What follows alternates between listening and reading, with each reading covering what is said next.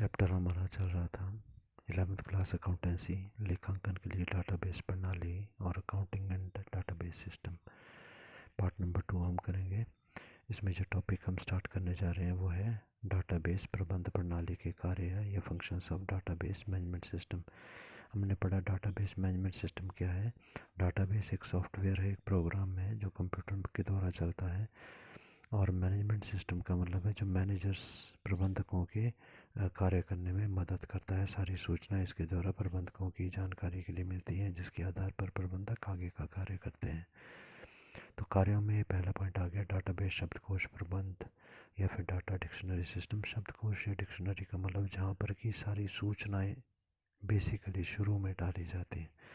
तो इसमें है कि डाटा में सूचना देने पर यहाँ पर जैसे ही हम इस डाटाबेस मैनेजमेंट सिस्टम में कोई नई सूचना देते हैं, कोई नई ट्रांजैक्शन हुई, हमने वो सूचना डाली, तो इसमें और क्या क्या मदद आती है। डाटा की बनावट में संशोधन करना, रेक्टिफिकेशन करना।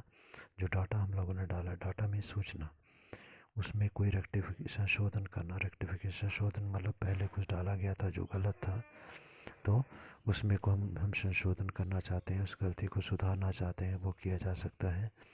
परिवर्तन करना, पहले कुछ और जो व्यक्ति कार्य करता था, कोई और वस्तु खरीदता था, वो उसकी जगह पे कोई और वस्तु जो है वो बेचने की बात कर रहे हैं। उसके बाद अगला है वृद्धि करना। वृद्धि करना, इंक्रीज़ करने का मतलब है पहले जो सेल थी उसकी 10,000 की थी, अब उसकी सेल बढ़ के 50,000 की हो गई है, तो फिगर को इंक्रीज़ करना है हमने, वो की जा सकती है। अथवा समाप्ति, डिलीशन। समाप्ति या डिलीशन का मतलब होता है कि जैसे कोई ग्राहक पहले हमारी वस्तुओं को क्रय करता था, हमारी ग्राहकों की लिस्ट में था, अब उसने हमारी वस्तुओं को क्रय करना छोड़ दिया, तो हमारी जो ग्राहकों की लिस्ट है हम उसमें से उसका नाम काट देते हैं। तो इस प्रक्रिया को डिलीशन कहा जाता है। तो डिलीशन और डाटा डिक्शनरी मैनेजमेंट स्वयं ही रिकॉर्ड हो जाती है। तो जैसे ही हम ये सूचना कंप्यूटर में डालते हैं तो ये फॉर्म में अपने आप ही सारी सूचनाएं रिकॉर्ड हो जाती हैं। जैसे ही हमने उस व्यक्ति का नाम काटा जो कि हमारा ग्राहक नहीं रहा, तो जितने भी फाइलें थी उन सभी में उसका नाम जो है वो अपने आप ही कट गया। जैसे सेल वाली फाइल थी कि कितनी सेल हम उसको करते हैं, कितना पैसा, डेटर्स की फाइल है कितना पैसा उससे लेना है, उसमें भी उसका नाम था, कितना डिस्काउंट उसको दिया जाता है उससे कितना, वो उसमें आ गया। ठीक है, तो ये सारी फाइल्स जो इससे रिलेटेड थी, व्यक्ति का नाम जहाँ पर था, ये सब कुछ फाइल्स अलग अलग फाइल्स हमने बनाई थी। तो जहाँ पर बेसिक एंट्री में चेंज किया जाएगा, सारी फाइल्स में अपने आप ही रेक्टिफिकेशन हो जाता है। अलग अलग फाइल में जाकर उस व्यक्ति के नाम को चेंज करने की हमारे को आवश्यकता नहीं रहती। सेकंड पॉइंट है डाटा स्टोरेज प्रबंध या डाटा स्टोरेज मैनेजमेंट। किसी भी प्रकार के या जितने भी प्रकार की हमारी सूचनाएं होती हैं, डाटास होते हैं, इंफॉर्मेशंस होती हैं, उनको स्टोरेज करने के लिए हमारे को डाटा फॉर्म भरने में आसानी होती है। मतलब जब सूचना डाली जाती है तो उसको सूचना को ऐसे नहीं डाल दिया जाता कि 10,000 रुपये का सामान बेचा, बल्कि एक फॉर्म या कॉलम्स बने होते हैं, उन कॉलम्स में हमारे को सूचना डाला जाता है, सूचना को भरना होता है। और ये जो कॉलम्स हमारे होते हैं उसी को हम डाटा एंट्री फॉर्म कहेंगे। उसी फॉर्म्स के माध्यम से जो डाटा है वो उस सॉफ्टवेयर के अंदर एंटर होता है। तो इसमें जो हमारा है डाटा स्टोरेज मैनेजमेंट सिस्टम जो हमारा है, इसके आधार पर डाटा एंट्री फॉर्म मतलब सूचना को डालने में आसानी होती है। और सांकेतिक चिन्हों में भी सुविधा रहती है। सांकेतिक चिन्ह मतलब ऐसे सिंबल्स, ऐसे साइंस जिनका प्रयोग हम करते हैं सूचना को डालने निकालने में और उसको सॉफ्टवेयर को यूज़ करने में। अगला पॉइंट हमारा है सूचना सुरक्षा प्रबंध या security management. Database management system जो है उसके अनेक उपयोगकर्ता हो सकते हैं, यूज़र्स हो सकते हैं। यूज़र्स मतलब जो इस सिस्टम को यूज़ करते हैं। तो जब बहुत सारे व्यक्ति उसको यूज़ करते हैं तो ऐसी स्थिति में आवश्यक हो जाता है कि कुछ ना कुछ प्रबंध इनके डाटाबेस सिस्टम के अंदर किया जाए, ताकि हमारा डाटा जो है सुरक्षित रहे, गोपनीय रहे। इस बात को सुनिश्चित करना आवश्यक हो जाता है। तो यहाँ पर यह नियम बनाना चाहिए कि कौन कौन से व्यक्ति ऐसे हैं जिनको कि अधिकार होगा हमारे डाटाबेस मैनेजमेंट सिस्टम को प्रयोग करने का, या किन किन व्यक्तियों की पहुँच होगी। प्रत्येक व्यक्ति की पहुँच यहाँ तक नहीं होनी चाहिए, क्योंकि ये संस्था के महत्वपूर्ण सूचनाओं के रिकॉर्ड का प्रश्न होता है। तो हम ये बनाते समय पहले ही देख लें कि किन किन व्यक्तियों को अधिकार होगा इस डाटाबेस सिस्टम को चेक करने का। दूसरा, इस सिस्टम को चलाने के लिए कुछ एक पासवर्ड वगैरह जो के द्वारा इस सिस्टम को सुरक्षित किया जाए। वो पासवर्ड का ज्ञान केवल उन्हीं व्यक्तियों को हो जो कि इसको प्रयोग करने का अधिकार संस्था के द्वारा दिया गया, ताकि हमारी सूचनाएं केवल प्रबंधकों के काम ही आए, बाकी बाहर वाले किसी व्यक्ति के द्वारा इस सूचनाओं का दुरुपयोग ना किया जाए। अगला है समर्थन व पूर्व स्थिति प्रबंध, बैकअप और रिकवरी मैनेजमेंट। यहाँ पर समर्थन, बैकअप या फिर रिकवरी का क्या मतलब होता है?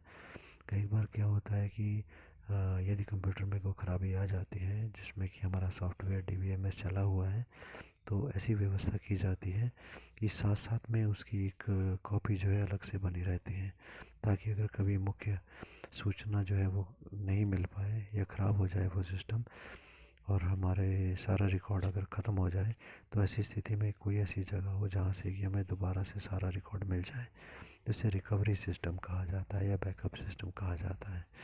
तो हर एक का हमारा जो रिकॉर्ड है उसका बैकअप होना चाहिए, तभी आवश्यकता पड़ने पर तो वहाँ से हम दोबारा से सारी एंट्रीज़ को, सारी ट्रांजैक्शंस को, सारी सूचनाओं को प्राप्त कर सकें। तो ये स्थिति भी, इस सुविधा भी इसमें होती है। पाँचों पॉइंट है डाटाबेस संदेशवाहन क्रिया या डाटाबेस कम्युनिकेशन इंटरफेसेस। तो DBMS हमारा जो है डाटाबेस मैनेजमेंट सिस्टम, ये कनेक्टेड होता है इंटरनेट के द्वारा। तो इंटरनेट का प्रयोग करके हम बहुत तीव्र गति से संदेशवाहन की सुविधा हमारे को ये प्रदान करता है। बहुत तेज़ गति से हम अपनी सूचनाओं को दूसरे व्यक्तियों तक पहुंचा सकते हैं। कहने का मतलब ये, इंटरनेट के माध्यम से जब DBMS को जोड़ दिया जाता है तो इंटरनेट के माध्यम से हम सूचना को बहुत तेज़ गति से दूसरे व्यापारी या संबंधित व्यक्ति तक पहुंचा सकते हैं। इंटरनेट पर अगर किसी को हमने रिपोर्ट भेजनी है, आसानी से इसके माध्यम से भेजी जा सकती है। ईमेल भेज के यदि कोई सूचना भिजवानी है, वो भी इसके द्वारा आसानी से की जा सकती है। और यदि सभी व्यक्तियों को कोई सूचना भिजवानी है, जैसे मान लो कि हमारी कंपनी ने कोई नई वस्तु बनाई, उसकी सूचना हम अपने सभी विक्रेताओं को देना चाहते हैं, जो कंपनियां हमारी वस्तु खरीदती हैं उनको सभी को सूचित करना चाहते हैं, तो इंटरनेट के माध्यम से कमांड देकर DBMS के माध्यम से हम लोग तुरंत जो है सूचना सभी व्यक्तियों को तीव्र गति से भेज सकते हैं। तो कम्युनिकेशन इंटरफेस या संदेशवाहन क्रियाओं में डाटाबेस मैनेजमेंट के द्वारा बहुत आसानी होती है। अगला जो टॉपिक हमारा है वो एक डिज़ाइन है, जिसे फ्लो चार्ट हम बोलेंगे। तो लेखांकन के लिए डाटाबेस की रूपरेखा बनाना, अकाउंट्स के लिए डाटाबेस कैसे काम करेगा, designing database for accounting, accounts में डाटाबेस का सिस्टम का यूज़ कैसे होगा, तो उसका फ्लो चार्ट हम बनाते हैं। फ्लो चार्ट का मतलब होता है सूचना कौन सी डायरेक्शन में फ्लो करती है या प्रवाहित होती है, जिसके द्वारा बनाया जाता है। तो अकाउंटिंग इन्फॉर्मेशन के ढांचे की एक आवश्यकता होती है, तो ये ढांचा या स्ट्रक्चर इस प्रकार से अगर एग्जामिनेशन में क्वेश्चन आता है तो आप बना सकते हैं। तो ये designing the database for the accounting, थोड़ा सा ये प्रैक्टिकल पार्ट है, इसलिए कुछ समझने की हम कोशिश करेंगे। बाकी तो कंप्यूटर पे ही काम इसके द्वारा ज़्यादातर होता है, सॉफ्टवेयर के माध्यम से। तो सबसे पहले रियलिटी हमारे पास होता है, एक सिचुएशन है, एक प्रोग्राम है या एक स्थिति है जिसके लिए कि डाटाबेस जो है वो बनाया जा रहा है, एक विशेष उद्देश्य के लिए डाटाबेस बनाया जाता है, उसे रियलिटी कहा जाता है। ये आगे ER डिज़ाइन इसके लिए होता है, इसके द्वारा, इसकी सहायता से रियलिटी को प्रस्तुत किया जाता है, विशेष स्थिति को प्रस्तुत किया जाता है। एक डिज़ाइन है ER डिज़ाइन, जिसके द्वारा कि हम अपने उद्देश्य को प्रस्तुत करते हैं कि इस उद्देश्य के लिए डाटाबेस जो बना रहे हैं, इस कार्य के लिए डाटाबेस बना रहे हैं। आगे स्टेप अगला आता है रिलेशनल डाटा मॉडल्स। अब रिलेशनल डाटा मॉडल्स हमारे क्या होते हैं, इसमें डाटा से परस्पर संबंध दिखाने के लिए टेबल के समूह का प्रयोग यहाँ पर किया जाता है। आपस में रिलेशन दिखाए जाते हैं, ये चीज़ जिससे संबंधित है, जैसे कि जो हमने सेल की है वो ग्राहकों से संबंधित है, ग्राहक जो है वो वेब डेप्थ से संबंधित है, ठीक है। और इस प्रकार से जैसे कि जो सेल हमारी हुई है वो हमारे रॉ मटेरियल से संबंधित है। तो आपस में डाटा का जो संबंध है उसको दिखाने के लिए एक टेबल का एक समूह बनाया जाता है। टेबल मतलब जिसमें बहुत सारे कॉलम्स होते हैं, रोज़ होती हैं, उसके समूह का यहाँ पर प्रयोग किया जाता है। उसके बाद आता है नॉर्मलाइजेशन। नॉर्मलाइजेशन में क्या किया जाता है, सारी सूचनाओं को नॉर्मल या साधारण रूप से बनाया जाता है।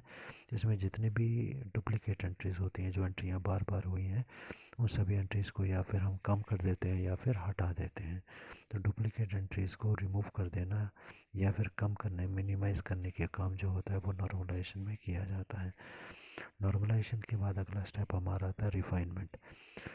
जब हमने नॉर्मलाइजेशन किया तो इसका क्या हुआ, हमने फालतू की एंट्रीज़ को हटा दिया, केवल आवश्यक एंट्रियाँ ही रह गई। इस प्रक्रिया को हम नॉर्मलाइजेशन के प्रभाव से क्या होता है, जो सूचना या फिगर्स हमारे पास उपलब्ध हैं अब, वो सारी की सारी रिफाइंड फॉर्म में है। मतलब बिल्कुल शुद्ध फिगर हमारे पास है, फालतू की फिगर्स को निकाल दिया गया। तो इस प्रक्रिया को रिफाइनमेंट कहा जाता है। नॉर्मलाइजेशन करने से, फालतू की एंट्रीज़ को निकालने से अपने आप ही रिफाइनमेंट हो जाती है। फिर हम देखते हैं कि नीड टू रिफ़ाइन, क्या रिफ़ाइन करने की आवश्यकता नहीं है, और ज़्यादा कोई इसमें मतलब करेक्शन करने की आवश्यकता नहीं है। तो फिर स्टेप हमारा अगला आता है कि अगर नहीं है तो फिर फाइनल कर दो। ठीक है, तो रिज़ल्ट हमारा फाइनल हो जाएगा। पर अगर दोबारा से इसको और ज़्यादा रिफ़ाइन करने की आवश्यकता है, और ज़्यादा कुछ कमियां उनको ठीक करने की आवश्यकता है, तब क्या होगा, दोबारा से नॉर्मलाइजेशन करेंगे। दोबारा से हम जो डुप्लीकेट एंट्रियाँ हैं उनको हटाएंगे, उनको कम करने की कोशिश करेंगे, दोबारा से रिफ़ाइन करेंगे, फिर इसको चेक करेंगे। तो इसलिए नीड टू रिफ़ाइन से अगर नो है, मतलब आवश्यकता नहीं है दोबारा से रिफ़ाइन करने की, दोबारा से एंट्रीज़ को शुद्ध करने की, चेक करने की, तो उसको फाइनल कर दो नो। और यदि आवश्यक है तो देखो राइट साइड पे है, यदि दोबारा से रिफ़ाइन करने की आवश्यकता है तो फिर जाएंगे हम नॉर्मलाइजेशन के स्टेप पे, वहाँ पर फिर से फालतू की एंट्रीज, डुप्लीकेट एंट्रीज़ को निकालेंगे और फिर इनको रिफ़ाइन करेंगे। फिर हम चेक करेंगे ठीक है या नहीं है।